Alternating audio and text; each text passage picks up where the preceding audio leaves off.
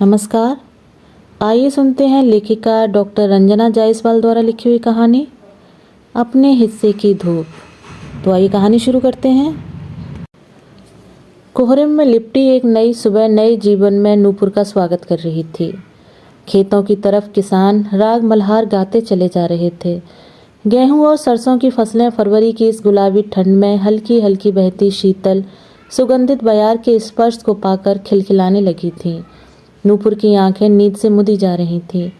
इन सब के बीच में मन आपस में चुपके चुपके कार की पहली सीट पर लगे बैक मिरर में एक दूसरे को देख आंखों ही आंखों में बतियाने का प्रयास कर रहे थे। शरीर थकान से टूट रहा था।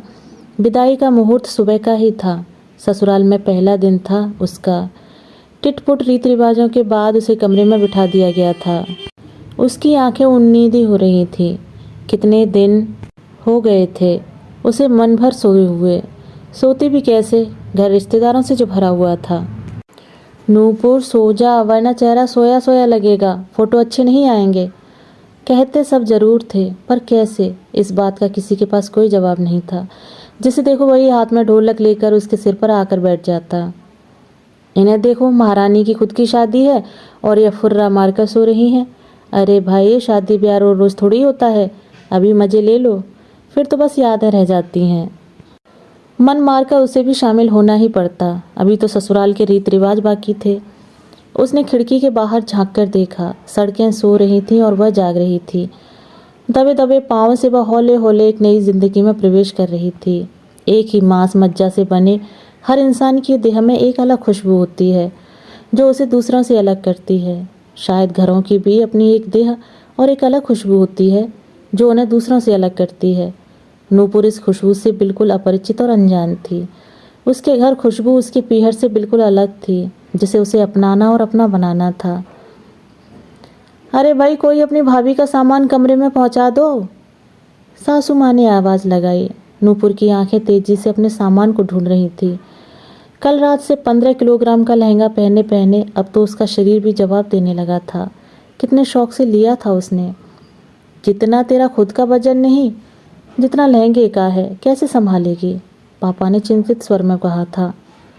अरे पापा, लेटेस्ट फैशन है। लेटेस्ट? यह भी कोई रंग है? मरा मरा सा रंग लाई हो। अरे लेना ही था तो लाल मैरून लेती, दुल्हन का रंग। तुम्हारी माँ ने भी अपनी शादी में लाल रंग की साड़ी पहनी थी, पापा ने मुंह बनाते हुए कहा। अब ये सब रंग कौन पहनता है? यह एकदम लेटेस्ट और ट्रेंडी कलर है। आलिया भट्ट ने भी यही रंग अपनी शादी में पहना था। वे सब हीरोइनें हैं, कुछ भी पहना सब अच्छा लगता है, पर अपने समाज में तो दुल्हन का रंग वही माना जाता है। पापा, शादी कोई रोज रोज थोड़ी होती है। मैं भी तो नहीं कह रहा हूँ कि शादी रोज रोज होती है। कम से कम शादी के दिन सुहाग का रंग तो पहनना चाहिए। इतना महंगा लहंगा सिर्फ एक दिन के लिए तो नहीं खरीद सकती थी। ऐसा रंग लिया है कि आगे भी यूज़ में आ जाए, नूपुर ने दलील दी। सुन रही हो नूपुर की माँ, तुम्हारी बिटिया की पंचवर्षीय योजना है। यहाँ जिंदगी का भरोसा नहीं और यह आगे तक की योजना बनाकर चली है। मम्मी चुपचाप बाप बेटी की चिक चिक सुनती रहीं। जानती थी कि कुछ भी बोलने का कोई फ़ायदा नहीं। सभी आपस में लड़ेंगे, बहस करेंगे और फिर खुद ही एक हो जाएंगे और वह विलेन बनकर रह जाएगी। तभी किसी के कदमों की आहट से नूपुर का ध्यान टूटा। उसके दोनों देवर हाथ में ब्रीफकेस लेकर कमरे में घुसे थे। कितना भारी है भाभी, पत्थर भर कर लाई हैं क्या?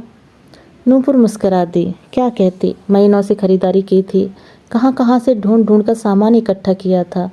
उसने तेजी से सामान को गिनना शुरू किया।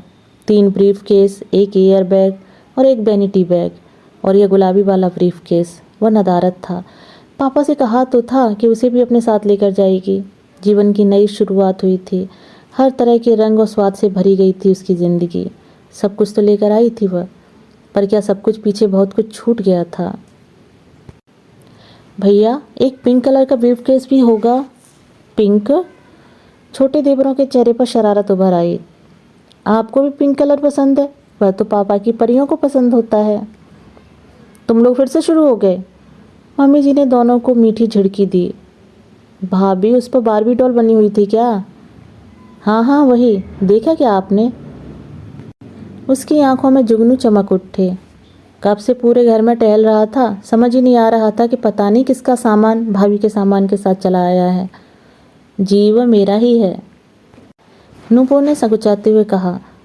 वह दोनों उस भीड़ में कहीं खो गए और थोड़ी देर में अलादीन के चिराग की तरह उसका वह पिंक ब्रीफकेस लेकर हाजिर हो गए।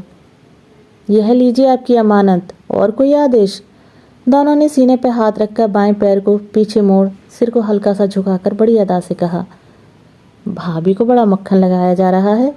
इनकी सेवा करोगे तभी तुम्हारा कल्याण होगा, सिद्धार्थ ने कमरे में घुसते हुए कहा। वैसे तो सिद्धार्थ से शादी से पहले नूपुर की 2-4 ही मुलाकात और टेलीफोन पर बात हुई थी, पर उन अनजान चेहरों के बीच नूपुर का वह चेहरा बहुत अपना सा लगा। अपनी भाभी को कुछ खाने को पूछोगे या नहीं, बस बातें बनाते रहोगे? सिद्धार्थ ने शेरवानी उतारते हुए कहा। इनसे बातें बनवा लो, काम धेले भर का नहीं करते। मम्मी जी ने कहा। नूपुर तुम जल्दी से नहा लो, मेहमानों का आना शुरू हो जाएगा, कुछ रीति रिवाज भी करने हैं, और वह मायके से जो तुम्हारे लिए सामान आया उसे भी दो। क्या माँ, आपसे कहा था ना मुझे ये सब पसंद नहीं। उसका सामान है, किसी से क्या मतलब? नूपुर के घर वालों ने दिया, उसने ले लिया, उससे हमें क्या? सिद्धार्थ के चेहरे पर नाराजगी साफ झलक रही थी। नूपुर चुपचाप माँ बेटी की बहस सुन रही थी। बात तुम्हारी पसंद या नापसंद की नहीं, परंपरा की है। तुम्हारी दीदी, दादी और बुआ को तुम्हारी बातें समझ आएंगी। कौन नूपुर से कुछ ले लेगा? बस मान देने की बात है। नूपुर तुझे कोई दिक्कत तो नहीं? यह कुछ समझता ही नहीं, 4 अक्षर क्या पढ़ लिए, माँ को ही पढ़ाने लगे। नूपुर ने मम्मी जी की आवाज़ में एक खलिश महसूस की थी। वह समझ नहीं पा रही थी। वह अपनी नई नवेली सास और नए नवेले पति के बीच फंस गई थी। नूपुर, इसकी छोड़, इसे दुनियादारी समझ नहीं आती। तू तो समझदार है, तुझे कोई दिक्कत तो नहीं? जी कोई बात नहीं, नूपुर ने मध्यम स्वर में कहा।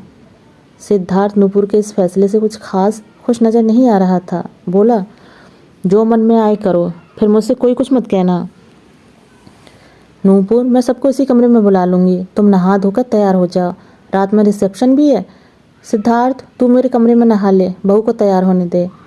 मम्मी जी कमरे से बाहर जाने लगी। तभी उन्हें कुछ याद आया। बोली, आज दिन भर पूजा पाठ और रीति रिवाज में ही निकल जाएगा। हलवाई को अभी सबका नाश्ता बनाने में समय लगेगा, तुम कुछ खा लो, तुम्हारे लिए चाय नाश्ता भेजती हूँ। जी, नूपुर ने संक्षिप्त सा उत्तर दिया। अब कमरे में सिद्धार्थ और नूपुर ही रह गए थे। उसकी चूड़ियों की खनखनाहट के अलावा कोई आवाज़ नहीं आ रही थी। नूपुर ने पर्स खोला और ब्रीफकेस की चाबी निकाली। मैं कुछ मदद करूं? सिद्धार्थ ने कहा। नूपुर कुछ कहती उससे पहले सिद्धार्थ ने ब्रीफकेस उठाकर बेड पर रख दिया। नूपुर ने ब्रीफकेस खोला और घाट चोला की साड़ी, उसी का मैचिंग ब्लाउज और पेटीकोट निकाला। फिर उसने धीरे से सिद्धार्थ की ओर देखकर वॉशरूम पूछा। सिद्धार्थ ने उंगली से इशारा किया। वॉशरूम में ताज़ा पेंट और सीमेंट की खुशबू आ रही थी। उसने वॉशरूम में कदम बढ़ाया ही था कि पीछे से सिद्धार्थ ने आवाज़ दी। 1 मिनट रुको। सिद्धार्थ ने उसका रास्ता रोक लिया और वॉशरूम में घुस गया। नूपुर इधर आओ, यह गीजर का पॉइंट है, यहाँ से ऑन होगा। सब कुछ नया नया सा लग रहा था, जिसे नूपुर को अपना बनाना था। नया टूथपेस्ट, टूथब्रश, शैम्पू, तेल की शीशी, क्रीम, कपड़े धोने और नहाने के लिए साबुन के पैकेट। उसने हाथ में पकड़े शैम्पू और साबुन के पैकेट को अपने कपड़ों में छिपा लिया। मैंने एक एक चीज़ याद करके रखी है, ससुराल में किससे मांगने जाएगी? खुद इंतजाम करके चलो, धीरे धीरे सब समझ आने लगेगा, तब मंगवा लेना। माँ ने एक एक चीज़ वैनिटी बॉक्स में कितने जतन से सजो कर रखी थी। माँ को याद कर उसका मन भारी हो गया। नए घर में अपना कहने वाला कोई नहीं था, पर उन नए लोगों को अब अपना बनाना था। तुम जल्दी से तैयार हो जाओ, मैं भी नहा कर आता हूँ। कमरे का दरवाज़ा अंदर से बंद कर लेना, कोई तुम्हें डिस्टर्ब ना करेगा, सिद्धार्थ ने बड़ी सहजता से कहा। नूपुर के चेहरे पर एक मुस्कान आ गई। उसने दरवाज़ा बंद करने के लिए ऊपर की ओर हाथ बढ़ाया। वहाँ चिटकनी नहीं थी। ओह, आदत भी कितनी ख़राब चीज़ है। नूपुर, तू ससुराल में है, उसने आपसे कहा। सागौन की पॉलिश से दरवाजे पर ऑटोमेटिक लॉक लगा हुआ था। 1, 2 और 3। उसने 3 बार उसके कान उमेट दिए और बेड पर आकर बैठ गई। कितनी देर से गला सूख रहा था, रात में खाना खाते वक्त ही पानी पिया था। उसने इधर उधर नज़र दौड़ाई। बेड के सिरहाने जग और स्टील के 2 गिलास उल्टे रखे थे। बहुत तेज प्यास लगी थी। उसने गिलास को झट से उठा लिया, भर के, और होठों को तेजी से लगाया। जितना तेजी से उसने होठों को गिलास से लगाया था, उतनी तेजी से उसने गिलास से हटा भी लिए। उसके चेहरे का रंग बदल गया था। कैसा स्वाद है इसका। 2 घूंट पानी पीने के बाद नूपुर ने गिलास वैसे ही छोड़ दिया। जीवन के साथ साथ अब उसे उस पानी के साथ भी एडजस्ट करना था। उसने कपड़े समेटे और वॉशरूम की ओर बढ़ गई। नूपुर ने वॉशरूम में कपड़े टांगने के लिए खूंटी ढूंढी। किसी नामी कंपनी की रैक वाली स्टील की खूंटी टाइल्स पर चमचमा रही थी। ऊपरी हिस्से पर नरम, नए और मुलायम 2 तौलिए रखे थे। उसे अपना वॉशरूम याद आ गया। बुध बाजार से वह पूरे घर के वॉशरूम के लिए कार्टून और दिल के आकार की कई चिपकाने वाली खूंटियाँ लेकर आई थी। तब पापा ने कितना डांटा था। ताड़ की तरह बड़ी हो गई पर अभी बचपना नहीं गया। तुम ही लगाओ अपने वॉशरूम में कीड़े मकोड़े वाली खूंटियाँ, हमारे लिए तो स्टील वाली ही ठीक हैं। न जाने क्या सोचकर नूपुर की आंखें मुस्कुराने लगीं। अब सिद्धार्थ की पसंद ही उसकी पसंद है। एक अपरिचित लड़के का हाथ पकड़े पकड़े वह दूसरे संसार में प्रवेश कर गई थी, इस उम्मीद के साथ कि अब जीवन भर उसी के साथ रहना है। उसके सुख और दुख मेरे होंगे और मेरे सुख और दुख उसके। वह शावर के नीचे खड़ी हो गई। शावर की तेज धार से उसके मन मस्तिष्क की सारी उलझनें सुलझती चली गईं। अब यही घर उसका है। अब इस घर में ही उसे रहना है और इस घर को भी उस घर की तरह अपनाना, सजाना और संवारना है। कमरे में ड्रेसिंग टेबल रखी थी। उस पर गिनती का कुछ सामान था। उसके चेहरे पर मुस्कान आ गई। सिद्धार्थ भी और लड़कों की तरह ही थे। एक महीन दांत वाली कंघी, एक डिओड्रेंट, क्रीम और तेल की शीशी। उनके वैनिटी बॉक्स के नाम पर बस इतनी ही जमा पूंजी थी। वह सोच रही थी कि श्रृंगार के नाम पर उसने न जाने कितनी चीज़ें जुटाई थीं इन 6 महीनों में। लिपस्टिक के न जाने कितने शेड और न जाने कितने प्रकार थे। उसकी पटरिया में liquid, matte, pencil, cream based. इसी तरह कंघियाँ भी विभिन्न प्रकार और साइज की थीं। महीन दांत वाली, बाल सुलझाने के लिए चौड़े दांत वाली, ब्रश, रोलर और नोक वाली। नूपुर ने ड्रेसिंग टेबल के शीशे के सामने अपने आप पर एक भरपूर नज़र डाली। मांग में लाल सिंदूर चमक रहा था। कितनी सुंदर दिख रही थी वह। शायद यह सिंदूर का ही कमाल था। खिड़की पर मोटे मोटे पर्दे पड़े थे। नूपुर ने इधर उधर देखा और पर्दे को खींचकर एक तरफ कर दिया। खिड़की के शीशों पर हल्की गुलाबी धूप चमक रही थी। उसने हाथों का दबाव दे शीशे को पीछे की तरफ धकेल दिया। शायद खिड़कियां काफ़ी दिनों से नहीं खुली थीं। कमरे की खिड़कियों को खोल उसने धूप को आने दिया, जैसे वो अपने हिस्से की धूप को इकट्ठा कर लेना चाहती हो। कहीं न कहीं ज़िंदगी का फ़लसफ़ा भी तो नहीं है। खुशियाँ भी तो कुछ ऐसी ही होती हैं, अपने अपने हिस्से की खुशियाँ। उसने एक गहरी सांस ली और साफ़ हवा को अपने मन मस्तिष्क में भरने दिया। कितनी अलग थी इस कमरे की दीवारें, एकदम शांत, नए रंग रूटों की तरह जिनकी उंगलियां कुछ करने को छटपटा रही हों। नूपुर ने दीवारों पर हाथ फेरकर अपनेपन की खुशबू को महसूस करने की कोशिश की।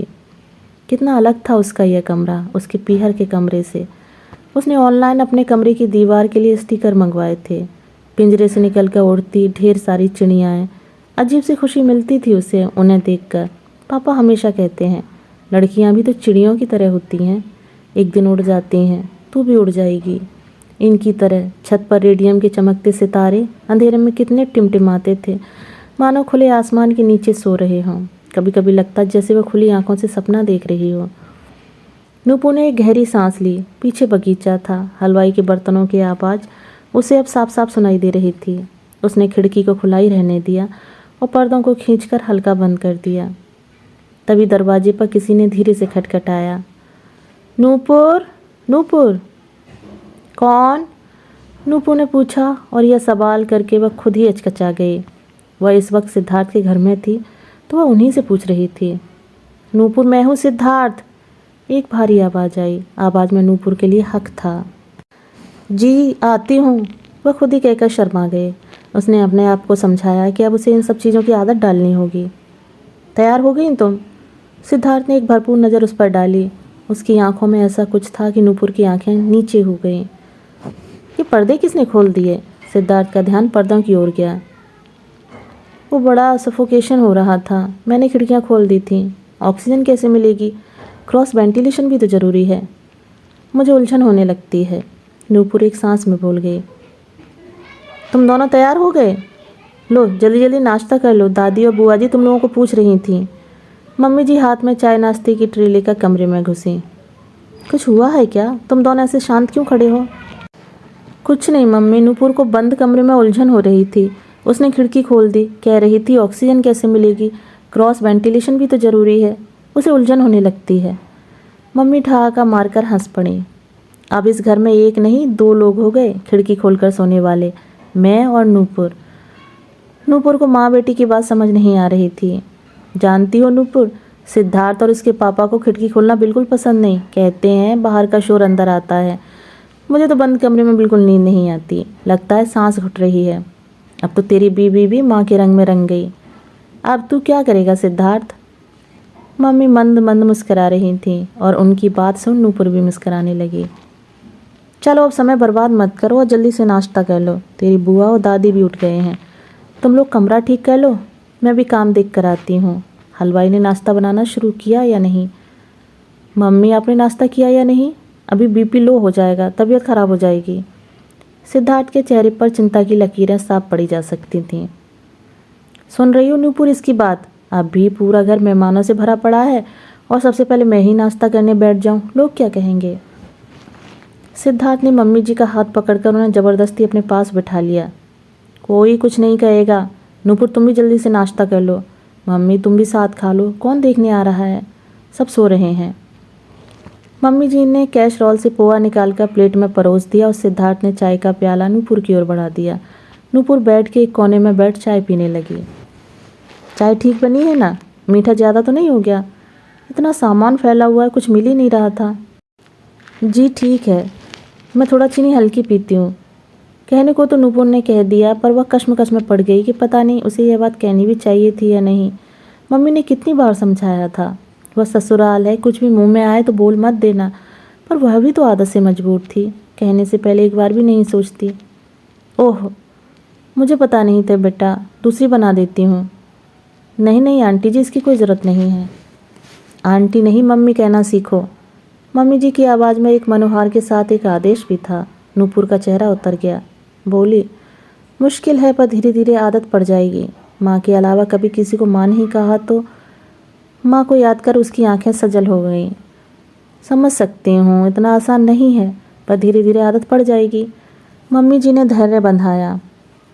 तुम लोग जल्दी से नाश्ता ख़त्म कर लो और अपना सामान बेड पर सजा दो, मैं पहले देख लूँगी, उसके बाद दादी और सारे लोगों को भी बुला कर दिखाती हूँ। सिद्धार्थ के चेहरे पर अभी भी नाराज़गी थी, पर अब वह इस विषय में कुछ भी कहना नहीं चाह रहा था। सिद्धार्थ ज़रा नूपुर की मदद कर दे, मुझे और भी काम है। सिद्धार्थ की मदद से नूपुर ने सारे ब्रीफ केस के सामान को बेड पर सजा दिया। नूपुर क्या इस अटैची का सामान भी सजाना है? सिद्धार्थ ने पिंक ब्रीफ केस की ओर इशारा करते हुए कहा। नूपुर समझ नहीं पा रही थी कि सिद्धार्थ की बात का वह क्या जवाब दे। उसे असमंजस में देख सिद्धार्थ ने कहा, क्या हुआ, कुछ खास है क्या इसमें, कुछ कीमती? खास? मेरे दिल के बहुत करीब है, पर क्या इसे भी लगाना ज़रूरी है? तभी मम्मी जी ने कमरे में प्रवेश किया। क्या सब कुछ लगा दिया ना बेटा? मम्मी बस यह एक ब्रीफ केस रह गया है, शायद कुछ पर्सनल सामान है नूपुर का। नहीं, पर्सनल जैसा कुछ भी नहीं है, पर नूपुर की आवाज़ में संकोच उभर आया। मम्मी जी की आंखों में प्रश्न तैर रहे थे। नूपुर समझ नहीं पा रही थी कि वह क्या करे। शायद इसी स्थिति से बचाने के लिए पापा ने उसे इस ब्रीफ केस को ले जाने के लिए मना किया था। क्या नए घर में नए लोगों के बीच इस ब्रीफ केस को खोलना ठीक होगा? पर अगर नहीं खोला तो उनकी आंखों में उगाए प्रश्नों के जवाब उन्हें कैसे मिलेंगे? मम्मी रहने दो, अगर नूपुर नहीं चाहती है कि बस इस ब्रीफ केस को खोला जाए तो हर्ज क्या है? मम्मी जी खुद असमंजस की स्थिति में थी। बात बिगड़ते देख नूपुर ने उस ब्रीफ केस को खोल दिया और एक किनारे खड़ी हो गई। अटैची में कुछ किताबें, हाथ से बनी हुई गुड़िया, टेडी बियर, दिल के आकार का पेन स्टैंड, मम्मी पापा का फ़ोटो, कुछ गुलाबी लिफाफे और एक फिरोजी दुपट्टा मुस्करा रहा था। सिद्धार्थ उसके सामान को देखकर हंसने लगा। बहुत कीमती सामान है इसमें, सच कहा था तुमने। मम्मी जी घुटने के बल बैठ गईं और उन्होंने उस सामान पर बड़े प्यार से हाथ फेरा। बेबी तो अपने ब्याह के समय एक ऐसा ही ब्रीफकेस लेकर आई थी। सिद्धार्थ, सचमुच बहुत कीमती सामान है इस अटैची में। इसमें नूपुर की नादानियाँ हैं, खामियाँ हैं, चुलबुलापन है, बेबाकपन है और हाँ, अल्हड़पन है। सच कहूँ तो वह इस ब्रीफकेस में अपने साथ अपने अंदर की लड़की को लेकर आई है। नूपुर अपने हिस्से की धूप लेकर आई है। माँ बोली। नूपुर की आंखों में खुशी के आंसू थे। खुली खिड़कियों से धूप बेडरूम के फर्श पर दस्तक दे रही थी। धूप की इस कुनकुनी गर्माहट में सारे सवाल और गलतफहमियां भाप बनकर उड़ रही थीं। दोस्तों, अभी आप सुन रहे थे डॉक्टर रंजना जायसवाल द्वारा लिखी हुई कहानी अपने हिस्से की धूप। कहानी सुनने के लिए धन्यवाद।